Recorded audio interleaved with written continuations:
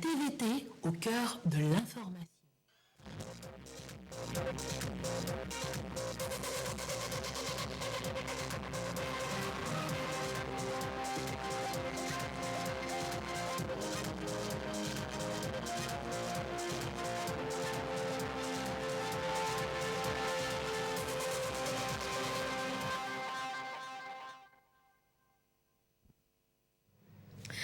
Heureuse de vous savoir au rendez-vous du journal sur la télévision togolaise. Madame, Monsieur, bonsoir et voici les titres de cette édition.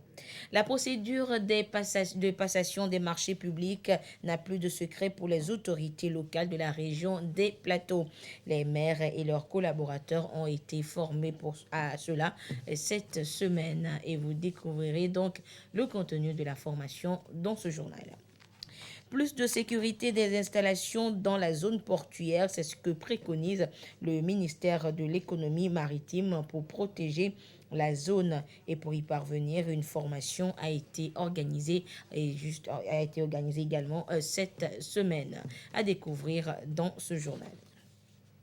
Et puis, l'école primaire publique d'Afotropé dans le Moyen Mono aura bientôt un nouveau bâtiment, œuvre de la nouvelle cimenterie de la côte ouest, qui est Simco, qui a signé une convention de partenariat avec le ministère des enseignements primaires et secondaires. À suivre dans cette édition. Voilà donc pour les titres. D'abord, cette information, le président de la République, son Excellence Faure Salim Zingbe, a assisté ce samedi 3 juin à Ankara, en Turquie, à la prestation de serment du président Recep Tayyip Erdogan.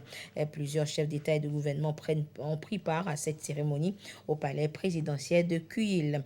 Le Togo et la Turquie, il faut le rappeler, entretiennent des relations d'amitié et de coopération soutenues par des consultations bilatérales fréquentes et des accords de coopération dans plusieurs domaines d'intérêt mutuel. Le chef de l'État, Faure Gnassingbé, avait formulé un message de félicitations à l'endroit de son homologue turc à sa réélection et réitéré sa volonté de poursuivre le renforcement des relations de coopération et la diversification des échanges entre Lomé et Ankara.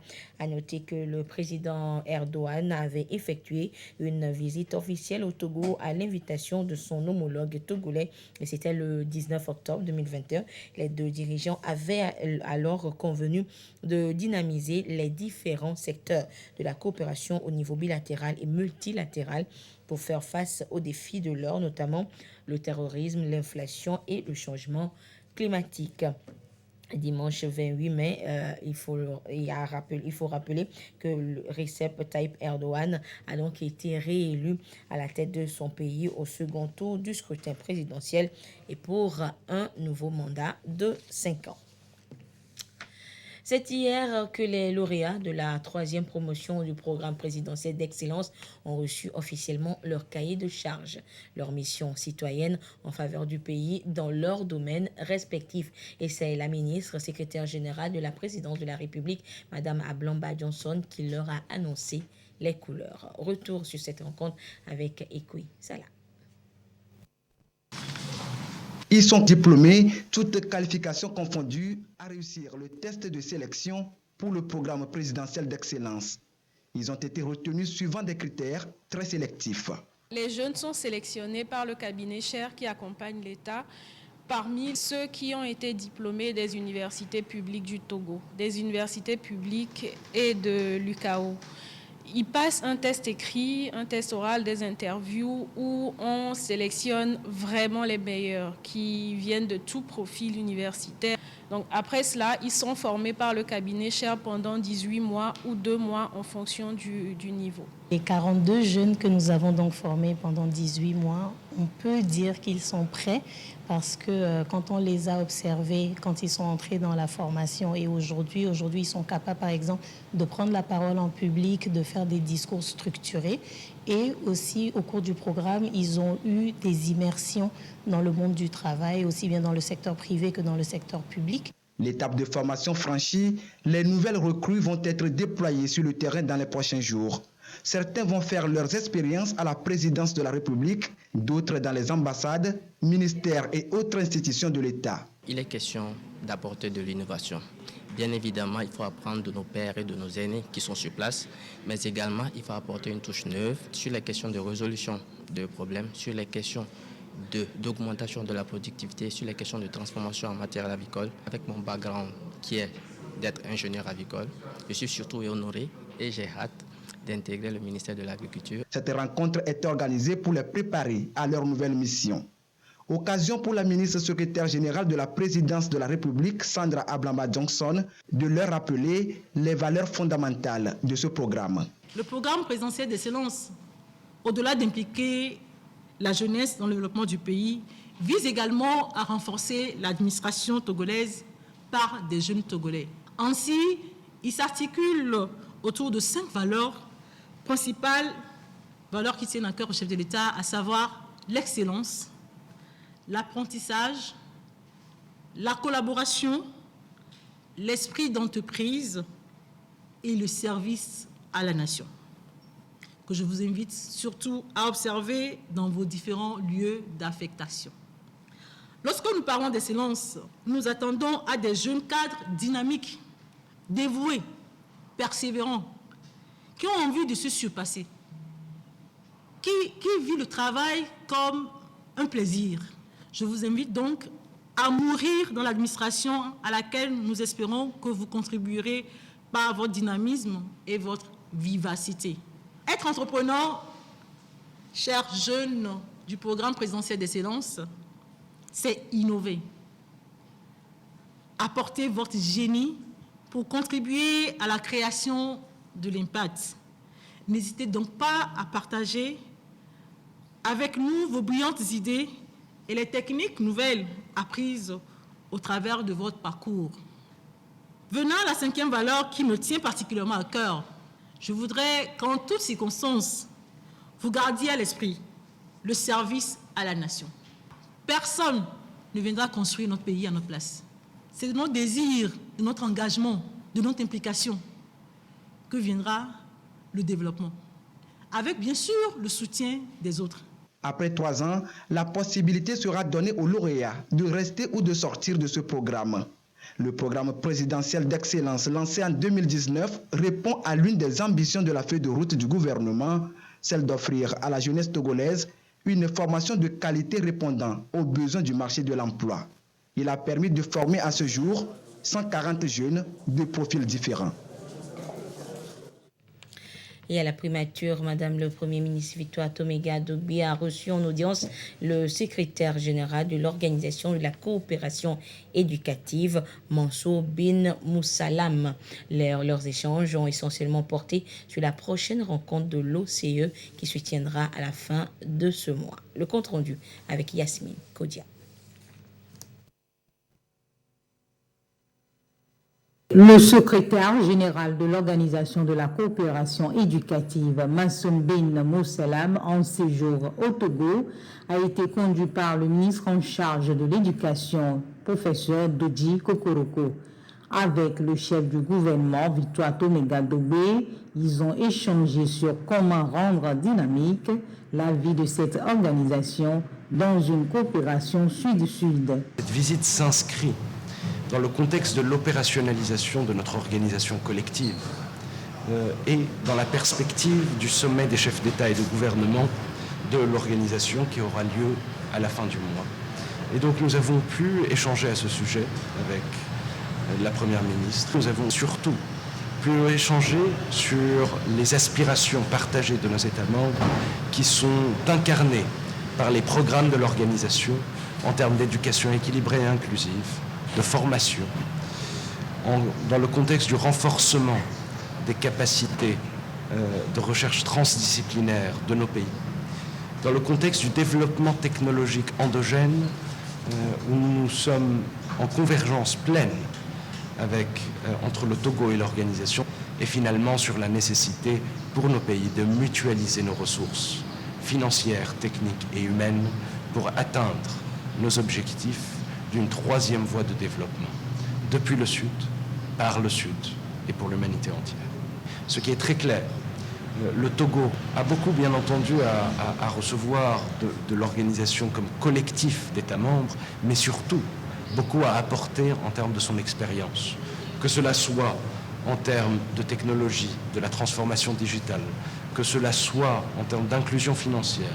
L'Organisation de la coopération éducative, OCE, est une organisation intergouvernementale des pays du Sud, d'Amérique latine, d'Afrique, du monde arabe et d'Asie-Pacifique. Créée depuis janvier 2020, elle promeut une éducation inclusive et équilibrée. Et parlant justement d'éducation équilibrée, sachez que la nouvelle cimenterie de la côte ouest va construire bientôt un bâtiment dans l'enceinte de l'école primaire publique de Afotropé dans le canton de Zalibé, dans le Moyen Mono. Une signature de convention de partenariat en vue de la réalisation de l'œuvre est intervenue entre le représentant de Simco Industrie et le ministère des enseignements primaires, secondaires, techniques et de l'artisanat. Signature suivie de la pose de la première pierre de l'édifice. Le compte rendu avec Clarisse Anticlé. À cet endroit précis, sortira bientôt de terre un bâtiment scolaire de 3 classes avec un bureau directeur et des sanitaires. L'école primaire publique de Afotropé dans le canton de Salibé, préfecture de Moyen Mono, pourra en disposer en remplacement de ces salles de classe en mauvais état. C'est une œuvre de la nouvelle cimenterie de la côte ouest, Simco, à qui les bénéficiaires expriment toute leur reconnaissance. Avec ce bâtiment, je pense que nous allons mettre les enfants à l'aise et les enseignants aussi vont donner le meilleur d'eux-mêmes. Des travaux de réhabilitation, des travaux de construction sont en cours et on a besoin de partenaires pour pouvoir encourager aussi l'action gouvernementale. Nous sommes comblés, nous sommes nourris. Nous avons trouvé encore un partenaire qui vient encore s'ajouter à la liste des partenaires dont dispose notre région. Voici la convention de partenariat qui donne l'aval à la réalisation de l'ouvrage. Elle est signée entre Simco Industrie et le ministère des enseignements primaires, secondaires, techniques et de l'artisanat, représenté ici par le directeur de cabinet Pierre Balo Nabédé. Au nom du ministre Dodi Komla Kokoroko, il a exprimé toute la gratitude du gouvernement à Simco Industrie pour cette action qui va contribuer à assurer une éducation de qualité aux apprenants. Les travaux, prévus pour durer 3 mois, rentrent dans la responsabilité sociale des entreprises RSE du groupe Simco Industrie. Investir dans l'éducation, éduquer un enfant, c'est construire la nation. Donc nous avons décidé de construire cette école qui aujourd'hui est en paillote, mais dans 3 mois, ces populations bénéficieront d'une école flambant neuve, construite en dur et qui va profiter donc à plusieurs générations. Cette autre signature de convention intervenue entre Simco et l'Université de Lomé offre la possibilité aux étudiants fraîchement diplômés de bénéficier de stages à la société de cimenterie avec la possibilité d'être intégrés à l'effectif des employés de Simco Industrie. Nous avons lancé un programme ambitieux cette année qui vise à accueillir environ une 60aine de jeunes. Ce programme commence dans quelques jours et on va former ces jeunes à la technologie, aux nouvelles techniques de production de ciment, aux techniques modernes industrielles, et ces jeunes pourront soit intégrer les effectifs de Simco ou bien pouvoir se vendre partout en Afrique. À cette même occasion, des jeunes plants d'arbres fruitiers ont été mis en terre pour célébrer la Journée nationale de l'arbre, une opération de reboisement pour restaurer le couvert végétal et offrir des fruits à la population. Éducation toujours, le projet d'amélioration de la qualité et de l'équité de l'éducation de base PAKEB, lancé dans la région de Savane, porte déjà ses fruits en faveur des communautés. De nouvelles infrastructures scolaires viennent d'être livrées en vue de renforcer ainsi la capacité d'accueil des apprenants, notamment dans les établissements scolaires publics. Voyons cela sur place avec la correspondance de Gérard Lagoudo. Le projet PAKEB enregistre déjà ses premiers résultats sur le terrain. Conçu pour l'amélioration de la qualité et de l'équité de l'éducation de base, l'initiative a visiblement permis de renforcer la capacité d'accueil en milieu scolaire conformément au projet P9 de la feuille de route Togo 2025. 122 salles de classe équipées, 80 blocs latrines de 3 cabines chacun et bien d'autres ouvrages connexes étaient dans les viseurs pour le compte de la région des Savanes. Des travaux prévus pour être réceptionnés à l'issue de 6 mois d'exécution. Mais le programme d'urgence pour le renforcement de la résilience de la région des savanes initié par le chef de l'État a permis d'inverser la tendance en défiant drastiquement ce délai d'exécution des chantiers. Pour la présente réception, l'entreprise a réalisé en 3 mois la qualité hier. Il a fallu un suivi très rigoureux, à savoir un suivi rapproché de la communauté même, avec un maître d'œuvre, un agent porteur de dynamique communautaire, un chargé de construction scolaire de la direction régionale avec la coordination du directeur régional de l'éducation. Dans le projet PACEB, c'est la première phase. Et donc nous pensons qu'avec la construction de ces bâtiments, c'est les conditions de travail des enseignants et des élèves qui sont améliorées. Dans les modules qui ont été préparés à l'endroit des communautés, nous avons des modules réservés à l'entretien du bâtiment. Et donc les populations sont suffisamment sensibilisées pour entretenir le bâtiment. Ensuite, nous parlons aussi de la fréquentation. Avec ce nouveau bâtiment, les parents se sont engagés à faire venir les enfants qui hésitaient à venir à l'école. Le chef de l'État, le seul mot, c'est merci. Merci pour tout ce qu'il fait. Ici, à l'école de Fankougli, dans la commune de Loti Sud 1, les bénéficiaires directs contemplent avec une grande admiration les prémices du projet PACIB.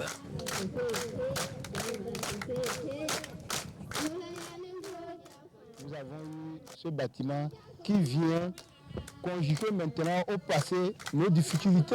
Parce qu'il y a beaucoup de projets qui sont venus, ils nous promettent, mais à la fin, peut-être dire à certaines choses, nous n'avons pas de chance. Mais dans nos prières, aujourd'hui, ce rêve est devenu une réalité. Et vraiment, c'est une grande joie qui nous anime tous en tant que parents d'élèves. Quand il y a les nuages qui se forment, et nous voyons que la pluie arrive, c'est que la journée est terminée comme ça.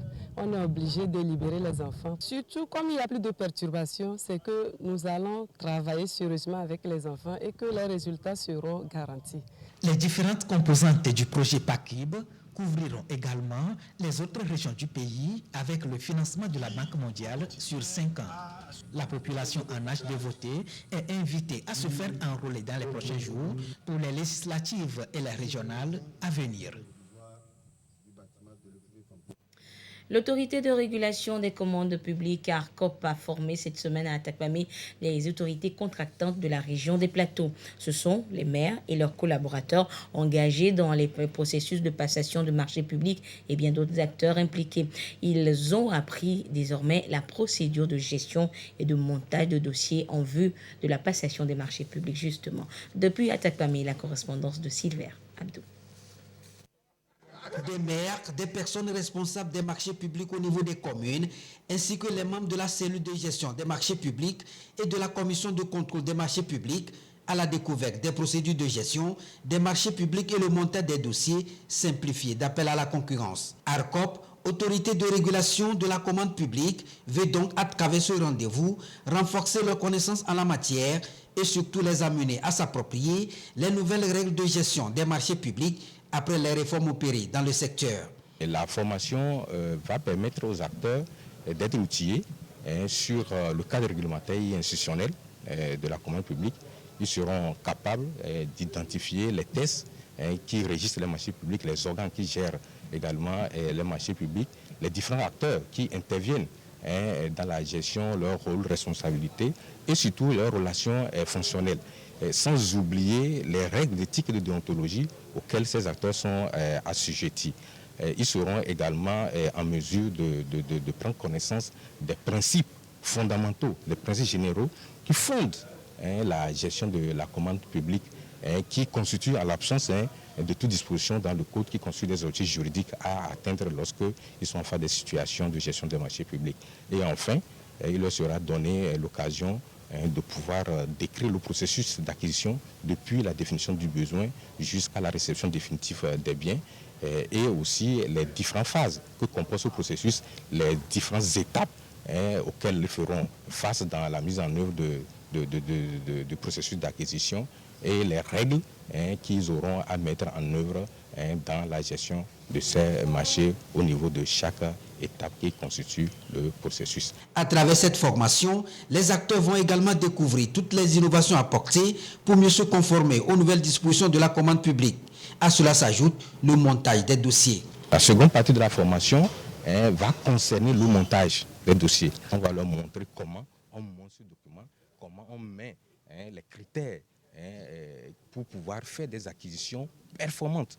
Ne pas exprimer un besoin, ne pas avoir l'idée d'avoir une acquisition et qu'au finish qu'on fasse une acquisition qui ne réponde pas à nos besoins. Et donc on va leur montrer un peu les astuces, comment prépare-t-on le dossier, comment identifier les critères pertinents et comment apprécier les offres au travers de ces critères-là pour pouvoir déboucher sur la meilleure offre économiquement la plus avantageuse pour l'autorité contractante.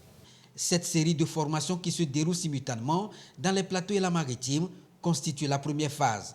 La deuxième phase est prévue pour tous les acteurs du Septentrion du 13 au 17 juin.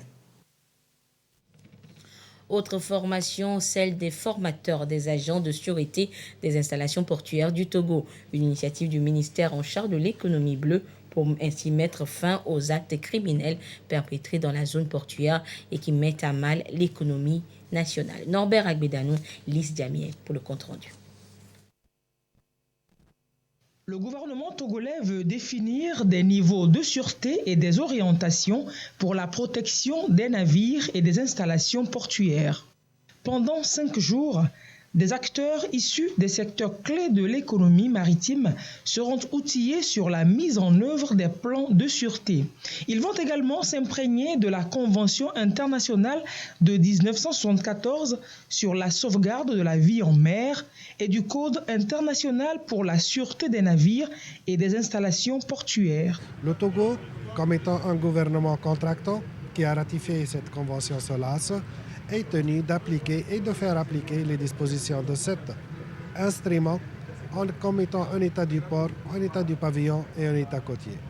Étant donné que le Togo est parti à la convention SOLAS, donc il a une obligation internationale de honorer ses engagements en matière d'appliquer et de faire appliquer les conventions de l'OMI. La plateforme portuaire du Togo a connu des incidents de sûreté ces 2 dernières années, situation qui a interpellé le gouvernement à rechercher des meilleures compétences afin d'éviter tout ce qui peut nuire à la sûreté des installations. À l'issue de la présente formation, les bénéficiaires seront à même de renforcer le dispositif.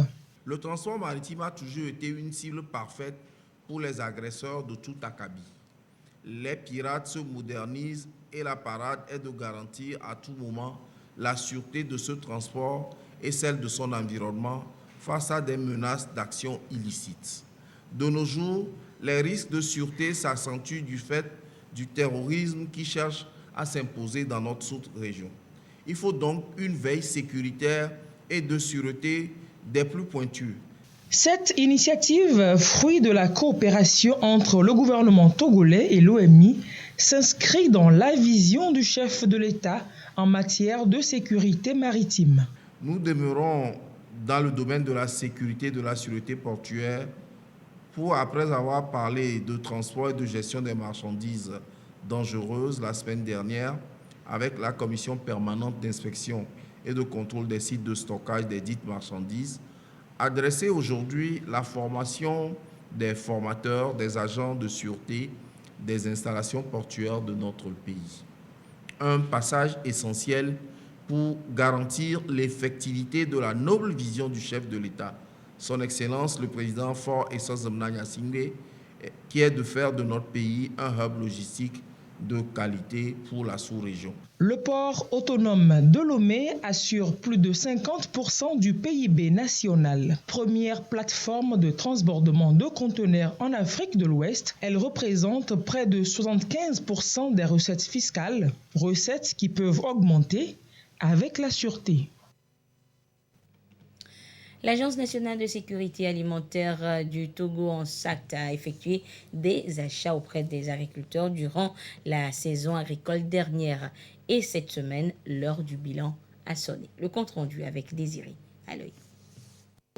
La campagne agricole 2022-2023 s'achève sur une note de satisfaction. Les acteurs, surtout les entrepreneurs agricoles, ont joué leur partition pour booster la production. Dans la chaîne, le maillon Agence nationale de sécurité alimentaire du Togo, ANSAT, en amont et en aval, a apporté sa contribution. L'appui crédit engrais, un élément de cette réussite. Une rencontre nationale à Sokodé de tous les acteurs pour faire le bilan des octrois qui s'élèvent à 1388 tonnes pour une valeur de 500 millions de francs CFA. C'est un crédit qu'on leur accorde, remboursable en nature. Et vous avez remarqué que cela a suscité un grand engouement. L'année dernière, c'était 500 millions que le gouvernement a mobilisé. Nous avons distribué ces stocks à travers le pays et nous sommes rentrés dans la phase de remboursement. Et je peux vous dire que le stock qui était attendu est entré en magasin à hauteur de 95% des recouvrements. La région des Savanes devait rembourser 1121 tonnes de maïs. À date, ils ont remboursé 1118 tonnes, ce qui équivaut à 99,03%. C'est la meilleure. Nous savons le contexte dans lequel toute la région se retrouve. Ils ont totalement épousé la politique de développement du chef de l'État. Mieux, Pendjal, c'est, je dirais, une zone sinistrée au regard de tout ce qui s'est passé. Pendjal l'a remboursé à 100%. Et c'est l'occasion ici pour moi d'exprimer à toutes les populations productrices des savanes la reconnaissance du ministre de l'Agriculture, de l'Élevage et du Développement rural. La campagne a dégagé des excédents céréaliers dont une grande partie est collectée grâce aux crédits spéciaux. Le bilan de la campagne spéciale d'achat est animé par l'ANSAT avec l'appui du gouvernement, un financement de 1,1 milliard de francs CFA. Nous avons eu des avancées énormes qui doivent pousser les structures de notre département à innover dans les actions. Les producteurs, tout heureux, saluent l'engagement du chef de l'État pour booster le secteur agricole très porteur dans la chaîne de l'économie. Notre reconnaissance, nous les producteurs, au chef de l'État pour cette initiative salutaire qu'il nous apporte afin de résoudre les problèmes qui nous empêchaient d'améliorer la productivité, d'augmenter nos superficies. Par le passé, nous subissons le problème d'accès au financement facile pour nous octroyer les intrants. Mais aujourd'hui, c'est chose facile. Et l'ANSAT, à nos côtés, nous apporte les engrais de qualité et après vient racheter le produit. Ça résout le problème d'abord d'acquisition des engrais et d'accès au marché.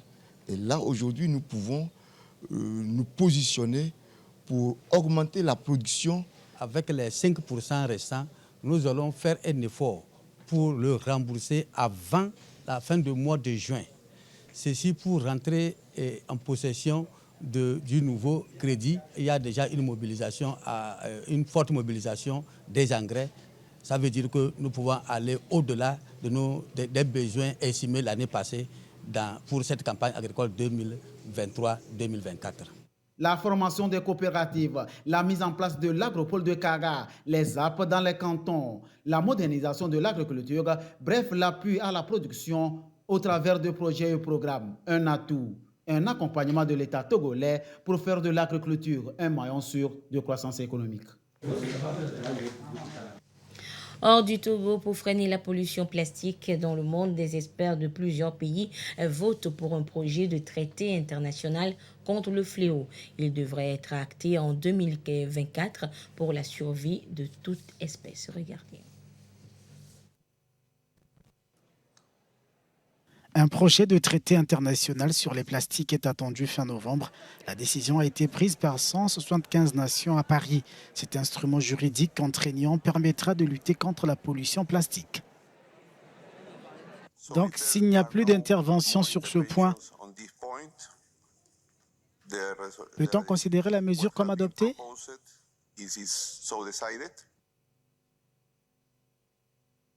Ce texte appelé Projet Zéro est attendu avant une réunion prévue à Nairobi. Le traité contre la pollution plastique devant être adopté en 2024. Nous voyons que la tendance est que d'ici 2050, Il y aura plus de déchets plastiques que de poissons dans les océans. C'est pourquoi nous devons prendre des mesures internationales pour résoudre ce problème. Les efforts nationaux ne suffiront pas. C'est pourquoi nous avons besoin d'une interdiction internationale et plus elle sera rapide, mieux ce sera. Selon le programme des Nations Unies pour l'environnement, les débris plastiques tuent chaque année plus d'1 million d'oiseaux de mer. Chez l'homme, des morceaux microscopiques de plastique ont été détectés dans le sang, le lait maternel et le placenta. Et puis en bref, l'Inde est en deuil. Au moins 288 personnes ont été tuées et plus de 900 blessés dans un accident ferroviaire impliquant plusieurs trains. Pour les autorités indiennes, c'est l'une des pires catastrophes ferroviaires qu'ait connue le pays. En page nationale, plusieurs jeunes veulent sensibiliser contre l'automédication par les médicaments de la rue et les violences basées sur le genre. Et ils ont opté pour le théâtre. C'est à travers donc la troupe théâtrale Le Phare qui a organisé un spectacle sur la scène Bella Bello de l'Université de Lomé. C'était vendredi dernier. Le compte rendu avec Marie-Thérèse Nabédé, Dédé Atandji et la voix de Gisèle Kozona. C'est une pièce intitulée « Quel sexe ?» et jouée par la troupe théâtrale Le Phare. La scène se veut le reflet de la vie quotidienne d'un couple. Koujo, père de 4 jeunes filles, veut désespérément que sa femme Rebecca lui donne un garçon. Les médicaments de rue sont donc la meilleure option pour ce père de famille qui ne réalise pas encore le risque de ce choix.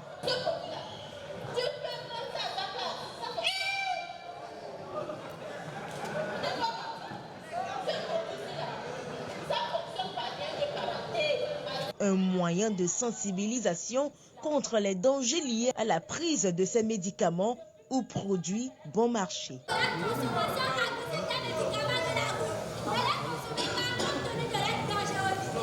Par ce spectacle, cette pièce de théâtre intitulée « Quel sexe ?», nous voulons susciter un changement de comportement de nos populations par rapport aux problématiques de santé publique, particulièrement le fléau des faux médicaments, les médicaments de la rue et le sujet des violences basées sur le genre. On s'est dit, bon, si on joue à l'université, on arrive à atteindre 500 étudiants, le message va se dupliquer, les étudiants vont apporter le message à la maison, nous aurons atteint beaucoup plus de cibles. Les gens évoquent souvent la question du coût, ils disent que les médicaments de la pharmacie sont chers. Mais je voudrais ici rappeler que depuis 1987 et l'initiative de Bamako, les génériques ont été introduits et donc à la pharmacie, il y a des médicaments pour toutes les bourses. Le spectacle a réussi à captiver, à convaincre le public étudiant qui est reparti enchanté d'avoir acquis de précieuses connaissances. Dans la pièce théâtrale, on a vu que le médicament que le monsieur Lonk a utilisé pourrait l'amener à tomber malade ou même mourir. Donc moi je suis convaincue que ce message-là qu'ils ont véhiculé à travers ce spectacle-là, c'est un très bon message et il faut garder pour soi et partager autour de soi pour pouvoir éradiquer ce fléau. Ce soir, je suis très heureux parce que j'ai appris beaucoup de choses. La ministre du Développement à la base soutient l'initiative. Vous reconnaissez que tous ces jeunes semblent épanouis parce que chacun aime ce qu'il fait et qu'il le fait avec amour, conviction. Le tout n'est pas d'avoir des diplômes, c'est de savoir être et de savoir se comporter dans la société pour pouvoir accéder à des opportunités. La troupe théâtrale Le Phare est une association culturelle estudiantine qui mène des actions de sensibilisation portant sur divers fléaux ou maladies qui suscitent la stigmatisation telles que le sida, l'anorexie et bien d'autres. L'association a déjà 1 an.